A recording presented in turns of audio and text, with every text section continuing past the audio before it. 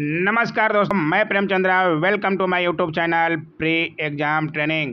दोस्तों, BPSC auditor का exam बहुत नज़दीक आ गया है। बच्चे कंफ्यूज रहते हैं कि आखिर समय में क्या पढ़ें क्या नहीं। इसलिए हम आपके लिए आखिरी समय में पूरे एक साल का सबसे महत्वपूर्ण करेंट अफेयर्स लेकर आए हैं।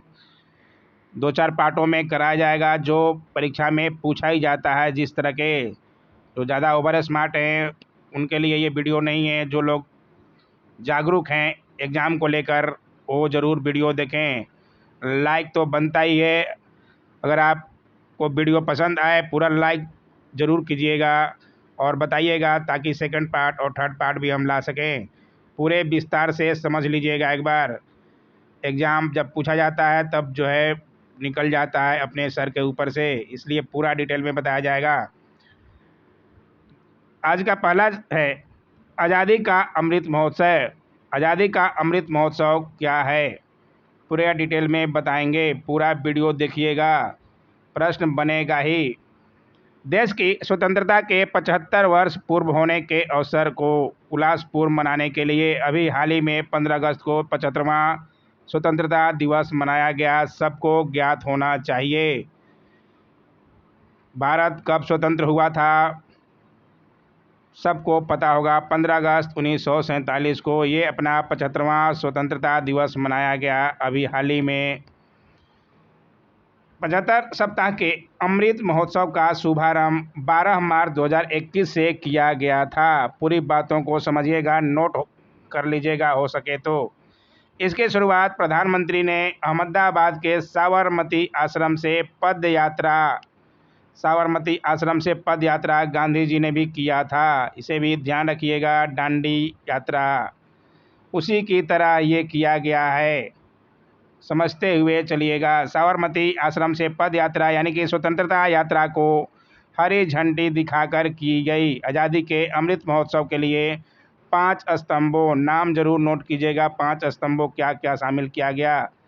स्वतंत्रता संग्राम, 75 पर विचार, 75 पर उपलब्धियां, 75 पर कार्रवाई तथा 75 पर संकल्प को फोकस किया गया। पांचों का नाम जरूर लिखिएगा, सवाल बन सकता है इसमें से कौन सा नहीं करके पूछ देगा। महोत्सव के शुभारंभ पर कई अन्य कार्यक्रम भी हुए। वोकल फॉर लोकल को बढ़ावा देने के लिए एक अनूठा चरखा अभियान का शुभारंभ प्रधानमंत्री ने किया तथा India@75 की एक वेबसाइट उन्होंने लॉन्च की। पूरी बातों को समझिएगा, समझ आ जाए तो अंगूठा का लाइक बटन जरूर दबाइएगा। आइए दिखाते हैं, ये जरूर प्रश्न यहाँ से बनेगा ही। आइए दिखा दे दूसरा। त्रिभुजाकार संसद भवन के निर्माण का बहुत चर्चित प्रकरण क्या है। सुने होंगे, संसद भवन बन रहा है नया, उसकी पूरी डिटेल हम आपको बता रहे हैं। केंद्र सरकार के महत्वाकांक्षी सेंट्रल विस्टा रीडेवलपमेंट प्रोजेक्ट प्रस्तावित नए संसद भवन का शिलान्यास प्रधानमंत्री नरेंद्र मोदी ने 10 दिसंबर 2020 को किया। डेट जरूर ध्यान रखिएगा।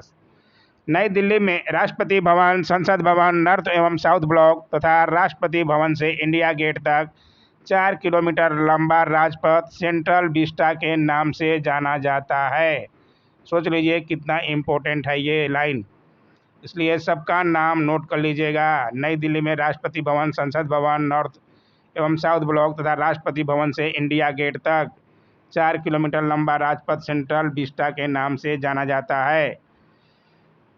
861.90 करोड़ की लागत से इसका निर्माण टाटा प्रोजेक्ट द्वारा किया जाएगा। प्रस्तावित लोकसभा में 888 तथा राज्यसभा कक्ष में 384 सदस्यों के बैठने की व्यवस्था होगी, जबकि संयुक्त सत्र में 1224 सदस्य बैठ सकेंगे। आप बना होंगे नोट्स, अच्छी बात है। नहीं बनाए हैं तो अभी भी बना लीजिए। आखिर समय में प्रश्न बनेगा, आपको एग्ज़ाम बाद आपको पता चलेगा इस चैनल की अहमियत क्या है।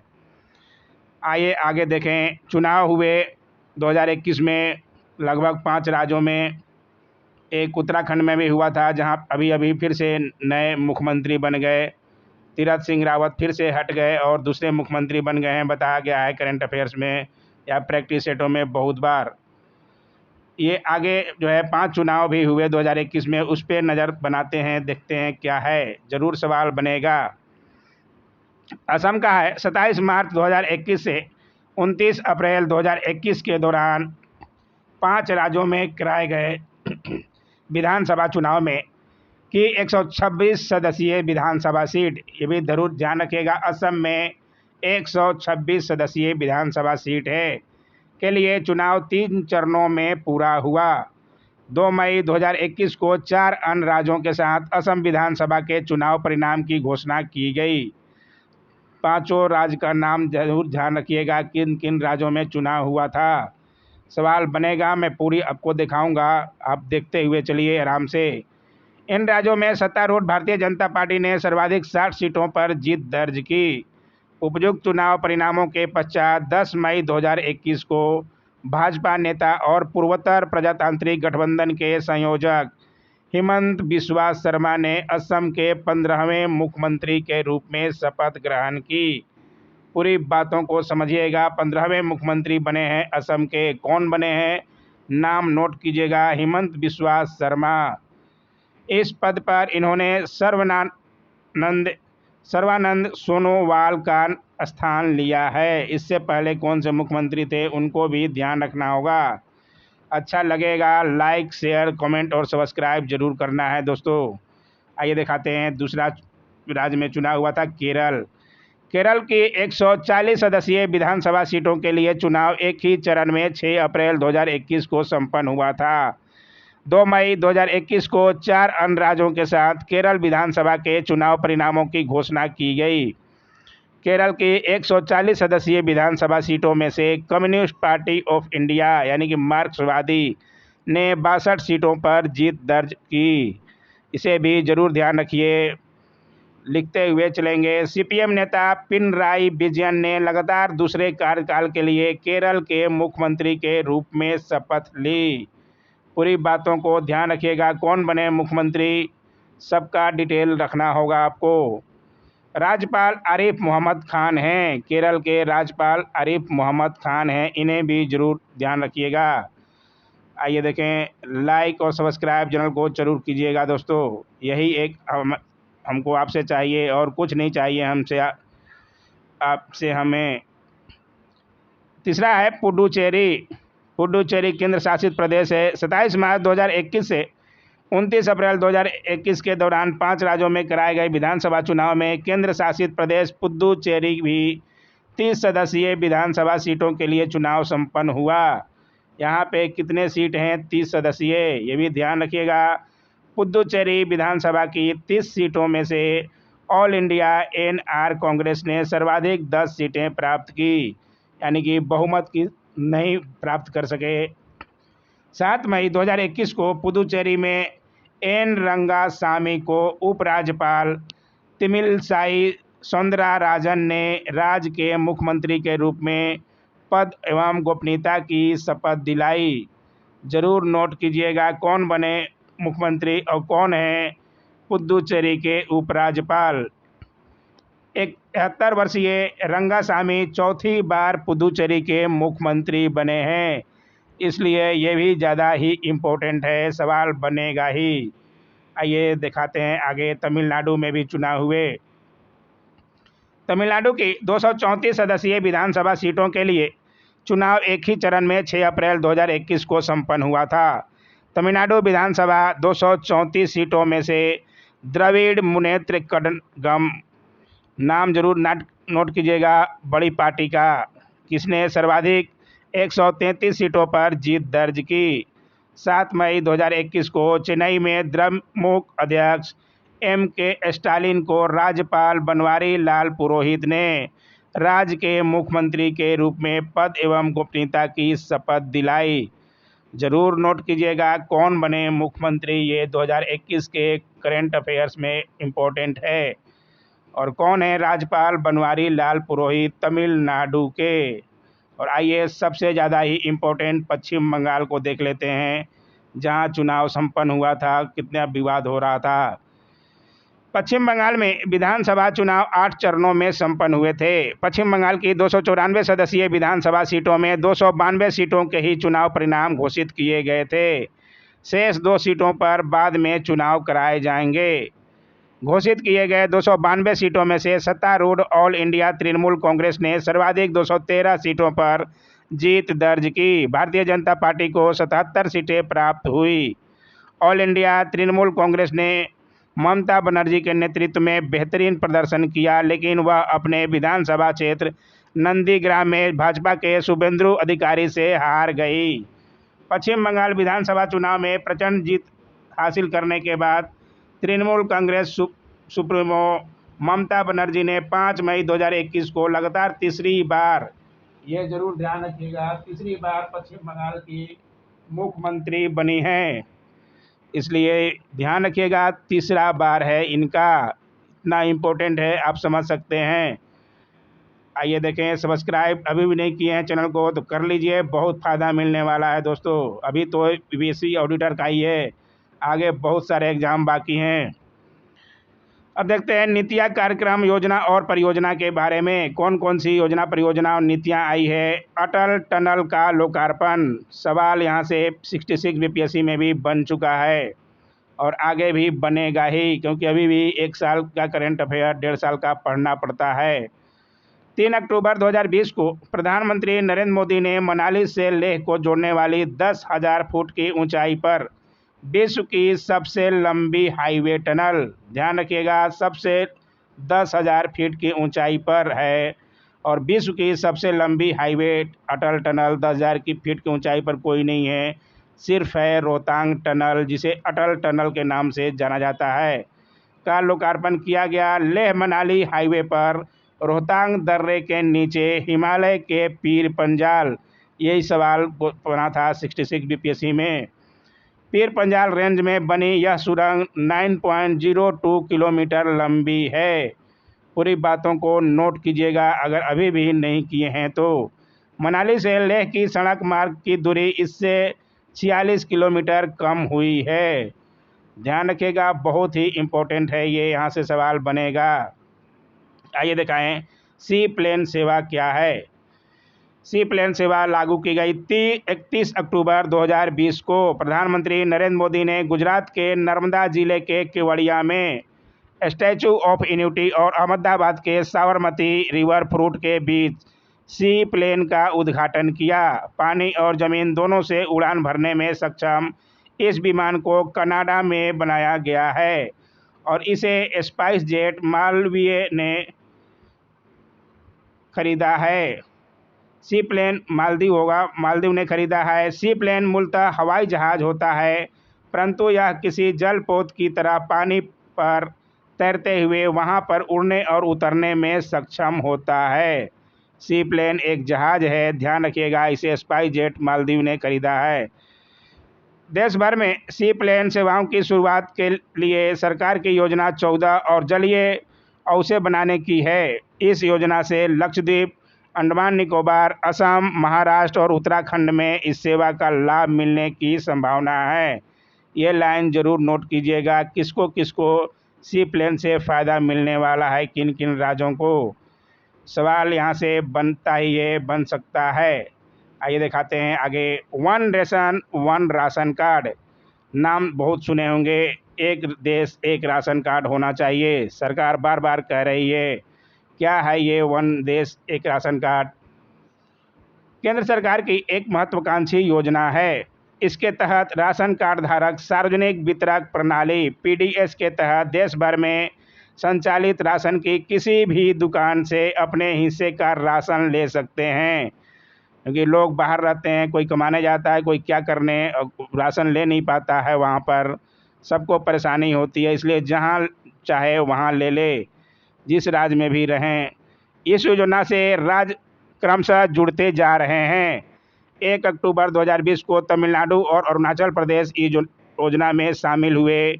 1 सितंबर 2020 को केंद्र शासित क्षेत्र लद्दाख और लक्षद्वीप इसमें शामिल हुए थे। 4 राज्य केंद्र शासित क्षेत्र जम्मू कश्मीर, मणिपुर, नागालैंड और उत्तराखंड 1 अगस्त 2020 से इस योजना में शामिल हुए थे। सबसे पहले 4 राज्य और केंद्र शासित प्रदेश शामिल हुए थे, इन्हें जरूर ध्यान रखिएगा। देश में राशन कार्ड धारकों की लगभग कुल संख्या 8 करोड़ से अधिक है, ये भी ध्यान रखिएगा। आइए दिखाएं आगे कौन सी योजना है। जल जीवन मिशन शहरी योजना है, शहरों के लिए। ग्रामीण तो सुने ही होंगे, हर घर जल, नल जल। वित्तीय वर्ष 2021-22 में इस मिशन को 2,87,000 करोड़ के परिव्यय के साथ अगले 5 वर्षों में क्रियान्वित किया जाएगा। बहुत बड़ा प्रोजेक्ट है, इसलिए ये बहुत ही इम्पोर्टेंट है, ज़रूर नोट कीजिएगा अगर आप जागरूक हैं। इस मिशन को निम्नलिखित उद्देश्यों के साथ प्रारंभ किया जा रहा है। 2.86 करोड़ परिवारों को नल कनेक्शन दिया जाएगा, ध्यान जरूर रखिएगा। सभी 4,378 शहरी स्थानीय निकायों में सर्वसुलभ जल आपूर्ति कराया जाएगा। 500 अमृत शहरों में तरल कचरा प्रबंधन की व्यवस्था की जाएगी, इसलिए ये चालू किया जाएगा। जल जीवन मिशन क्या है, पूरी बात बता दी गई। ये शहरों के लिए है। आइए दिखाएं, बहुत ही इम्पोर्टेंट, ये यहाँ से ज़रूर बनेगा सवाल। जल शक्ति अभियान के कैच द रेन बहुत बार प्रैक्टिस सेटों में भी कराया हूँ। जल संरक्षण की दिशा में एक और पहल करते हुए 22 मार्च 2021 को विश्व जल दिवस के अवसर पर, विश्व जल दिवस 22 मार्च को अपना बिहार दिवस भी मनाया जाता है। ये तो आप सब लोगों को कंठस्थ होना ही चाहिए। नहीं जानते हैं, अभी भी नहीं जानते हैं, नोट कर लो भाई, फ़ायदा मिलेगा। प्रधानमंत्री नरेंद्र मोदी ने 30 नवंबर 2021 तक चलने वाले जल शक्ति अभियान कैच द रेन अभियान की शुरुआत की। इस अभियान का उद्देश्य वर्षा की बूंदों को सहेजते हुए जल का संरक्षण करना है। इसके लिए मानसून आने तक मनरेगा के तहत किए जाने वाले व्यय का इस्तेमाल जल संरक्षण की दिशा में ही किया जाएगा। पूरी बातों को समझते हुए चलेंगे। समझ आए तो लाइक, और जो लोग अभी भी चैनल को सब्सक्राइब नहीं करना चाहते हैं, एग्ज़ाम बाद करेंगे क्या? एग्ज़ाम बाद तो करना ही होगा, क्योंकि यहाँ से सवाल आना ही है। आइए देखें अब विधेयक समिति और आयोग में क्या क्या हुआ। जम्मू कश्मीर आधिकारिक भाषा विधेयक 2020 में क्या क्या है, सुने होंगे बहुत, लेकिन पूरा डिटेल में हम आपको दिखाएंगे। केंद्र शासित प्रदेश जम्मू कश्मीर में हिंदी, कश्मीरी और डोगरी भाषा को भी अब आधिकारिक भाषा का दर्जा प्राप्त किया गया है। पूरी बातों को समझिएगा, नोट कीजिएगा। इससे पूर्व के केवल उर्दू और अंग्रेजी को ही आधिकारिक भाषा का दर्जा वहां प्राप्त था। कश्मीर में हिंदी, कश्मीरी और डोगरी को भी आधिकारिक भाषा का दर्जा प्रदान करने के लिए जम्मू कश्मीर आधिकारिक भाषा विधेयक 2020, इसे ज़रूर ध्यान रखिएगा किसके तहत बदला गया है। तो जम्मू कश्मीर आधिकारिक भाषा विधेयक 2020 को संसद ने सितंबर 2020 में पारित किया। लोकसभा में यह 22 सितंबर 2020 को व राज्यसभा में 23 सितंबर 2020 को इसे पारित किया गया। 5 भाषाएं अब हो गई है जम्मू कश्मीर की। कौन कौन सी हो गई है, ज़रूर ध्यान रखिए। उर्दू और अंग्रेजी तो पहले से ही था, अब हिंदी, कश्मीरी और डोगरी को भी शामिल किया गया है। पूरी बातों को समझते हुए चलिएगा, नोट जरूर कीजिएगा अगर नहीं जानते हैं तो। राष्ट्रीय चिकित्सा आयोग ये क्या है? वर्ष 2019 में पारित किए गए राष्ट्रीय चिकित्सा आयोग अधिनियम के तहत राष्ट्रीय चिकित्सा आयोग का गठन सितंबर 2020 में किया गया। कब आयोग का अधिनियम आया था? वर्ष 2019 में। और गठन कब हुआ? सितंबर 2020 में। इसके अध्यक्ष पद हेतु नई दिल्ली स्थित अखिल भारतीय आयुर्विज्ञान संस्थान एम्स के ईएटी विभाग के डॉक्टर सुरेश चंद्र शर्मा की नियुक्ति की घोषणा सरकार द्वारा जनवरी 2020 में ही कर दी गई थी। राष्ट्रीय चिकित्सा आयोग ने पूर्ववर्ती मेडिकल काउंसिल ऑफ इंडिया, पहले नाम था medical council of India MCI के जगह अब क्या हो गया है? राष्ट्रीय चिकित्सा आयोग नाम चेंज हुआ है, ज़रूर ध्यान रखिएगा, बहुत इम्पोर्टेंट है ये। राष्ट्रीय चिकित्सा आयोग ही अब देश में एलोपैथी चिकित्सा सेवा शिक्षा का नया नियामक है, से भी ज़रूर ध्यान रखिएगा। आइए दिखाएं आगे। अजय कुमार भल्ला समिति ये क्या है? अक्टूबर 2020 में भारत आने वाले चीनी निवेशों के परीक्षण हेतु बहुत ही इम्पोर्टेंट है। चाइना से किस तरह हमारा विवाद चलते रह रहा है, अभी भी चल ही रहा है। इसलिए ये जो है अजय कुमार भल्ला समिति है कि क्या किस लिए है, क्योंकि चीनी निवेशों के परीक्षण हेतु किया गया है। अजय कुमार भल्ला की अध्यक्षता में एक निगरानी समिति का गठन किया गया है। चीन से आने वाले विभिन्न निवेश प्रतीक्षा सूची में लंबित है। इसलिए चीन से आने वाले निवेशों को परीक्षण के लिए कौन सी समिति बनाई गई है? अजय कुमार भल्ला समिति। ध्यान जरूर रखिएगा, बहुत ही इम्पोर्टेंट है। कैसा लगा वीडियो बहुत बताइएगा ज़रूर, ताकि आगे है भी हम ऐसे वीडियो ला दें पूरा डिटेल में। चलिएगा, कोई सवाल छूटेगा नहीं। अगर कुछ भी अच्छा लगा हो तो लाइक ज़रूर कीजिएगा, और अभी भी जो लोग चैनल को सब्सक्राइब नहीं किए हैं ज़रूर कर लेंगे, और शेयर और कमेंट भी करते रहिएगा। Don't forget to like, share, comment and subscribe my YouTube channel. Thanks for watching my YouTube channel.